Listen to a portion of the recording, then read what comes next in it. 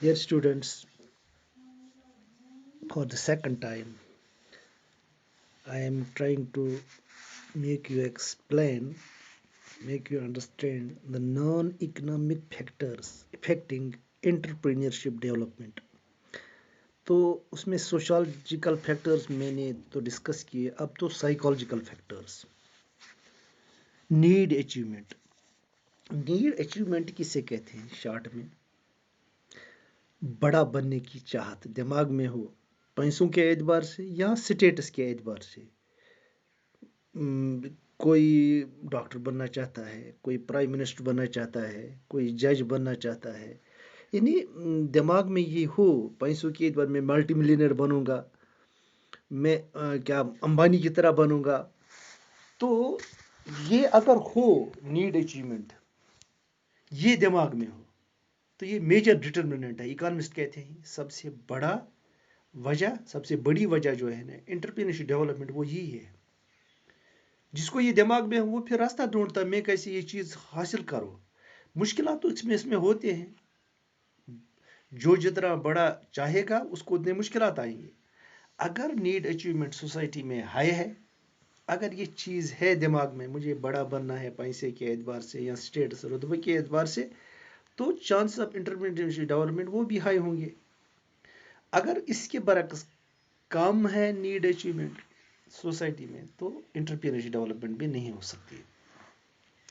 Economist कहते हैं कि नीड अचीवमेंट ये जनरेट भी की जा सकती है, यानी ये पैदा की जा सकती, डेवलप की जा सकती है through intensive training programs. Government या ना एनजीओ जो ऑर्गेनाइजेशन होते हैं वो ट्रेनिंग प्रोग्राम कर सकती है, लोगों को बता सकते हैं। वो ऐसे लोगों को की एग्जांपल दे सकते हैं जो मुकेश अंबानी है, ऐसे ऐसे रतन टाटा है, जिन्होंने जीरो से शुरू किया आज मल्टी मिलियनर बन गए।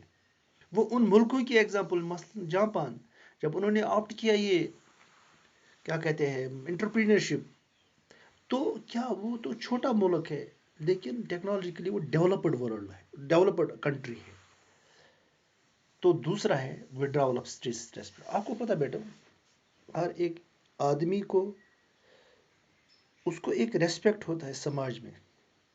अगर उसका वो रेस्पेक्ट छीन लिया जाए, छिन जाएगा, तो उस रेस्पेक्ट को रिगेन करने के लिए वो कोई और रास्ता इख्तियार करता है।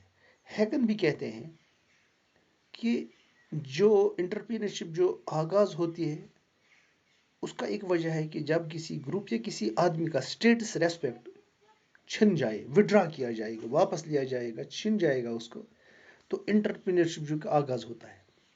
वो एग्जांपल जापान की देता है। वो कैसे डेवलप हो गया, दो वजूहत की बुनियाद पर। एक तो वो आज़ाद था, वहाँ तो किसी का हुक्म, किसी के गुलाम वो नहीं थे। जब कोई किसी का गुलाम नहीं है तो वो तरक्की कर सकते हैं हर फील्ड में।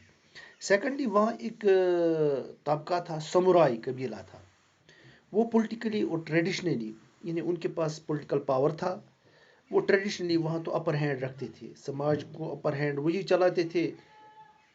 तो लेकिन उनको तो शिकस्त दे दी बाकी ग्रुपों ने, उनके पास अच्छे हथियार थे, उन्होंने शिकस्त दे दी। तो उनको वो जो स्टेटस था, जो रुतबा था, जो तो वो स्पिरिटी वो ख़त्म हो गई। वो रिगेन करने के लिए, उनको कहते हैं रिट्रीटिस्ट, वो रिगेन करने के लिए, फिर वो अपने उस स्टेटस को हासिल करने के लिए उन्होंने क्या, वो बिजनेस फील्ड में आ गए। उन्होंने इंटरप्रीनियरल फील्ड चूज़ किया। तो इससे क्या होगा, जब वो बिजनेस फील्ड में आ गए तो क्या उनकी वजह से जापान जो है ना वो फास्ट ग्रोइंग एशियन इकानमी बन गया। कौन? जापान।